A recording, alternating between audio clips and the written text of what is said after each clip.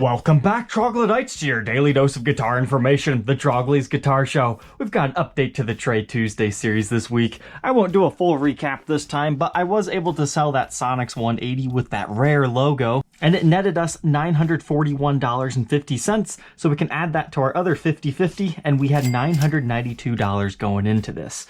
Now remember, our end goal is a Les Paul Studio. Obviously, I could just buy pretty much any Les Paul Studio with that, but I've got a very particular one in mind. It's about $1,500, so we're getting close. I think we're maybe 1 or 2 episodes away. Who knows if I'll even end the series with that. But this, I'm kind of sad this fell within Trade Tuesday, but I always knew I would probably get one within this series because I would rather do this review and demo style, so this is kind of going to be a combination. I'm going to tell you what's in here. This is a Gibson N-225. This is kind of one of the weirdest models that Gibson created in that beautiful 2000s, 2010 time period. I mean, we've talked about things like the Les Paul Goddess, like the Vixens. They did the Guitar of the Week. I mean, they just did so much crazy stuff in the 2000s. I'm kind of sad, I wasn't into guitars at that point in my life. But this is one of the last super crazy things that they did in 2013. Now, these things did not sell well. The original MSRP on this model was $2,332 with a street price around $1,399 based on what I can find online. But 4 years later, that price got chopped all the way down to $799 when they were finally blowing these things out. Because let's face it, they weren't super popular. So I've been searching for one of these for roughly 2 years, around $700, because I felt that's what would be fair. But since it was Trade Tuesday, I caught this thing on eBay. I picked it up for $850, a bit more than I wanted to pay for resale, but it should definitely help us make a couple $100 here to get us closer to our end goal. But these were first introduced at Winter NAMM of 2013. Nobody ever talked much about them. What does the N-225 look like? It looks like this. This is the first time I've seen one of these in person. Okay, it's kind of weird. So these are actually all maple bodies.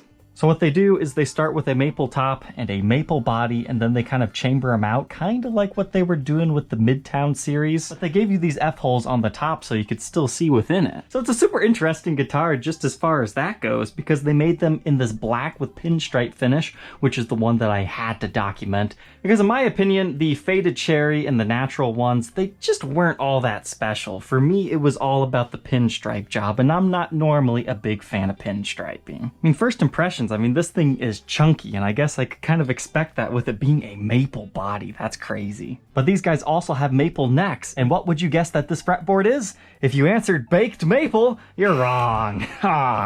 They should have just made the whole thing maple. No, it is actually a rosewood fretboard on this thing.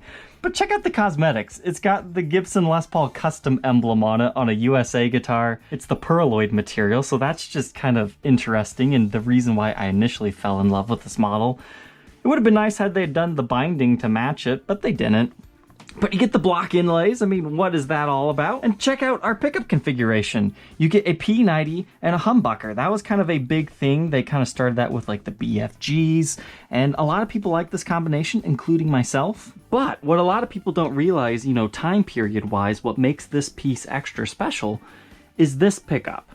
It's a Dirty Fingers Plus. 2013, the year that this guitar was made, was actually the first year of the Dirty Fingers Plus pickup. The original Dirty Fingers first came about in the late 70s, and they reissued them in 2004, but 13 is the first time that they did that super hot wound one. But the pinstriping was actually done by a Nashville artist. His name is Rick Harris. No, not Rick Harrison from Pawn Stars. A little bit different there. But in my opinion, I think the reason why these things fail, despite, kind of being weird out there guitars for a Gibson, is the fact that it has this Maestro Vibrola on it. They're not the best at staying in tune, so a lot of people would end up returning these saying they don't stay in tune. And we've kind of been talking about that with some of those brand new SGs that they make yet today.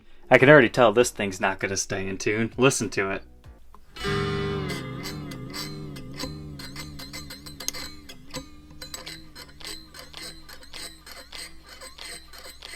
But check out the back. They even kind of slightly carve that away to make that a little bit more comfortable too. So that's kind of the Gibson N-225 in a nutshell. If you're curious what N-225 stands for, the only thing I could find online is N standing for Nighthawk. I mean, it kind of makes sense in a roundabout way. Nighthawk is something else that they've done. It's got a very vaguely similar shape to that series. But as far as 225, there is an ES-225, so maybe they were kind of slightly channeling this with the whole P90 pickup.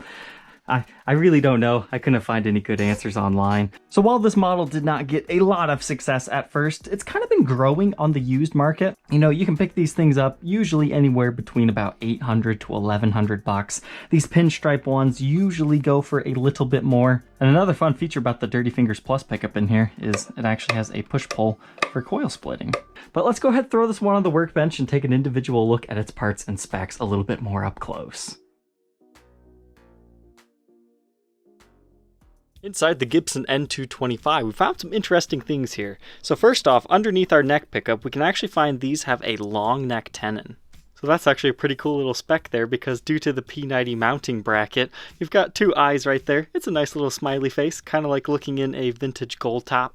But these do come stock with a base plate right there. So that means you could also secure a mini humbucker in here if you'd want. And if you're curious if anybody's actually done that, you'll actually see two additional screw holes on the side right there. And that plate just secures to the body using these two screws. And the wire itself just goes down a channel route right here. So the way they've done this, it kind of mimics a 335's like center block, because you can see here that just goes from there into here, and then you get into this control cavity. Whereas the rest of this is then solid, and they just kind of chambered out the wings. Now if you get it in the light just right, you can see this is actually a two-piece maple top. Then here's a rare sight where you can actually see down through to the maple body itself. And we can also see this was marked DN225. D standing for designer N225. But the pickups themselves, you know, just a regular P90 here, nothing too fancy. You got your cover over here. It secures by these two screws and two springs. And then the brand new for the time Dirty Fingers Plus pickup in the bridge. It says it was made 7/11/13. And our pickup readings here, the bridge pickup is 16.15, but remember you can coil split that down to 8.24. And our neck pickup here is regularly 8. You cannot coil split that. And the middle in regular position, 5.4, and then you can split that to get it down to about 4. So that's 1, 2, 3, 4, 5 different tonal opportunities in this guitar.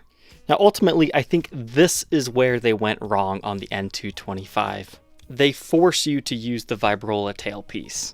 So as far as your bridge goes, it's just your regular Nashville style from Gibson in the day. Branded API on the back right there for advanced plating incorporation. And you got that vintage vibrola unit on here. It's just the kind that we saw on those Melody Makers. They even have those little metal bits that impress the finish on this one as well. This looks really cool, but what would have been so much better is if they still would have hid regular stop bar tailpiece studs in here. That way you could convert it back and forth. I think then people would have been more on board with the N-225 because they have an option. If you're not comfortable drilling your own tailpiece studs, the next best thing to do would be install a Bigsby, because, I mean, they're a little bit better. But if you're having some tuning stability issues, maybe go for a roller bridge and get someone to check that your nut is properly filed. I went ahead and lubricated those and the bridge saddles, so hopefully that helps this unit a little bit. But the backside of this, I mean, it's fairly basic. It just looks like a recreation of the old ones. As far as controls go, master volume, master tone, once again with the coil split and a 3-way toggle switch. Let's take a minute to appreciate Rick Harris's work here. I'm not a huge fan of pinstriping. Sometimes it looks good on guitars, sometimes it doesn't. But this one, I think it's been done so well. This is the only N-225 I even consider documenting, because it made it a little bit more special, and you can see his signature right there. Now what's kind of unclear to me is, did he actually paint each and every single one of these, or did he just do the design and then they just kind of silk screened it on all these other ones? That I'm not 100% sure, but it's the exact same design on every single one, so it might be the case. I love the design of these F-holes. They're kind of Trini Lopez-esque, but they just kind of got a little bit more of a swoop to them, and they got that middle bar. But it looks like the chambering actually does not go up into this upper horn. It kind of stops just right there. But the whole entire bottom portion of this is completely chambered out up until about the middle. But maybe we can view that from the back to get a little bit of a better look. What I kind of find funny is when I looked in here, it's like, huh, that looks like plastic. Is it a plastic guitar? No, that's just the back plate. But that's kind of ingenious because that still looks black. And over here, you can actually see that wood grain. But since it's all that black color, you know, it definitely blends itself. So kind of an interesting piece here. Moving on to our fretboard, this has to have been the thirstiest board I've ever encountered. It's crazy, but now it's looking pretty good here. So we got the standard 12-inch radius with 22 frets. The scale length is supposed to be 24 3/4 inches. And we've got a nut width of 1.66 inches. And by the 12th, 2.07, so that's a little bit wide feeling. But this is advertised as a 60s neck, so 0.81 at first fret neck depth. And it increases to 0.88 by the 12th. The Perloid block inlays are kind of an interesting touch. I'm wondering if these got this because of the classic customs of the era being used within the Gibson USA shop. So maybe they were just kind of using up some parts here. We've got the black nut. You can see the truss rod in here. The truss rod cover itself is just blank. I think it would have been cool if it would have said N-225. And once again, the split block inlay. It's interesting. I love that this guitar got it, but there's not very much else from Gibson USA that did get it outside of those classic customs. You can hear that the lubrication definitely helped. Listen to it now.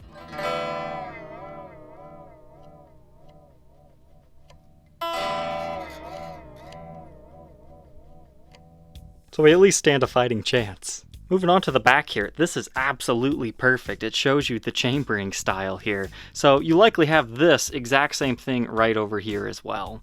But you can actually see the F-hole from right here. That's cool. That just looks like a Gibson branded pot right here. And the standard push-pull that they were using in this era right here. But let me tell you, this back plate was on so tightly. I don't think I would have ever been able to remove it if I didn't have this little suction putty. And even that took a couple of tries. But looking back here, this is now starting to remind me of a Gibson I, which came out, you know, very slightly before this model. So I wonder if that kind of influenced this one.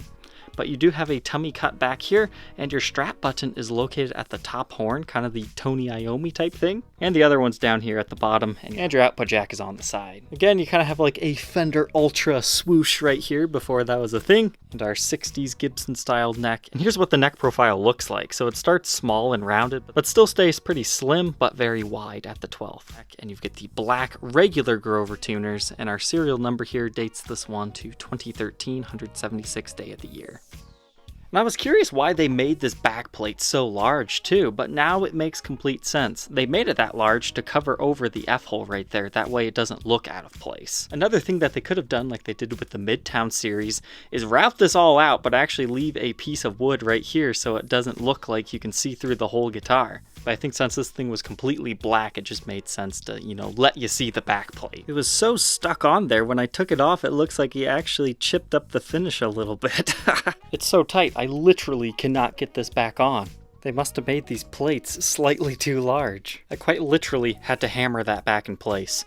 So if you're removing this for whatever reason to make some upgrades, if you happen to trade for this one, just know that you're gonna need a suction putty to get that thing off. The chipped finish is a real letdown. But we did it all in the name of science. At least it's a black finish though. It's easy to touch up if it does flake off. As far as the weight goes, this one weighs 8 pounds, 0.7 ounces.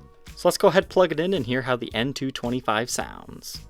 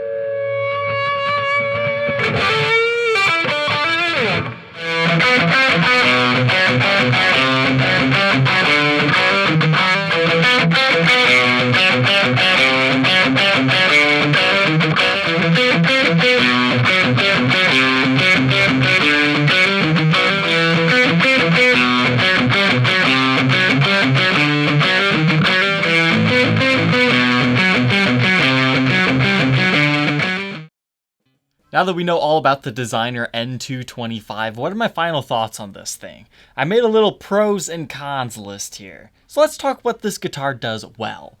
It's really cool. It's something new. It's not something I would have ever imagined, and I think that's why it stands out to people. The pinstriping job, I absolutely love it. It just looks like such a fancy high-end instrument, despite not necessarily being all that expensive just a few years ago, brand new. It's a versatile guitar. You get the P90 pickup as well as a really hot humbucker, so that can get you many different territories, and having the coil split, that's also nice too. And the vintage gloss finish, as they call it, it's kind of like a satin finish that's been buffed a little bit. So it's not so shiny that it's going to show all those little scratches and polishing swirls. I do notice that it likes to attract dust, but that's about it here. But now for the negatives of this instrument. It's neck heavy on a strap. So you're playing it, and it wants to sit parallel. And for whatever reason, this neck just feels insanely heavy, so keeping it up is a little bit of a chore. And I think it all comes down to terrible strap button location. I get why they put it here, because they went through all this effort to give you better upper fret access, so putting it right there would just, destroy the whole point of this. But it's not balancing properly like this, so it kind of defeats the whole point. It feels like it would balance just fine if it had it in its regular location, so that's an option for someone. And normally I'm a huge fan of the P90 humbucker combination, but the P90 in here, it just kind of sounded muddy. It was not my favorite. And yes, unfortunately, tuning stability it's just not very good on this thing. I find these vibrolas are much better after they've kind of been worked in a little bit. Like, give them a couple of years of heavy use. When they loosen up, that's when they start to kind of stay in tune better. Because the one on that last 64 Melody Maker we did, it actually stayed in tune. For the most part, it was pretty good. But despite lubricating the nut, as well as the bridge saddles, making sure that the strings were properly stretched and properly wound on the posts in a locking style, this was still so temperamental. I just do not suggest using this unless you're just barely touching it. Because as soon as you make any type of movement, even like this, we're not talking dive bombs here. Of course it would go out of tune if you do that. But even just a shimmer like this is enough to really make it go out. And despite just lubricating it, it's back to making sounds again. So once again, we go back to, it's a shame that you can't convert this to a wrap tail or have studs underneath here. And the last negative thing about this guy is there's a little bit of fret sprout, not a lot.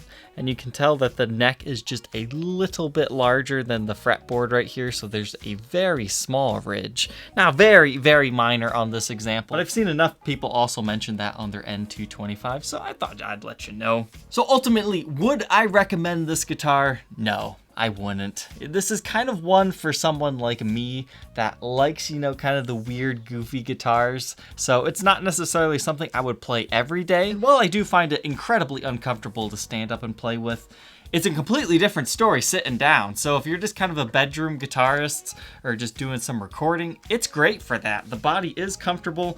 The strap button is still kind of in a weird location because now it pokes you. But it was a good guitar for that. So kind of a collector's and misfit guitar in my opinion. But hey, that doesn't mean you won't like it, so maybe give it a try if you ever see one. But hey, if you think you might be interested in trading me something for this, you can email me at tradetrogly@gmail.com. You can also find it for sale on my Reverb shop, a link in the description. It comes with a hard shell case as we saw earlier. Thank you, Troglodytes, for tuning into this episode of Trade Tuesday. Don't forget to like, comment, and subscribe, and we will see you tomorrow on the next episode. Take care.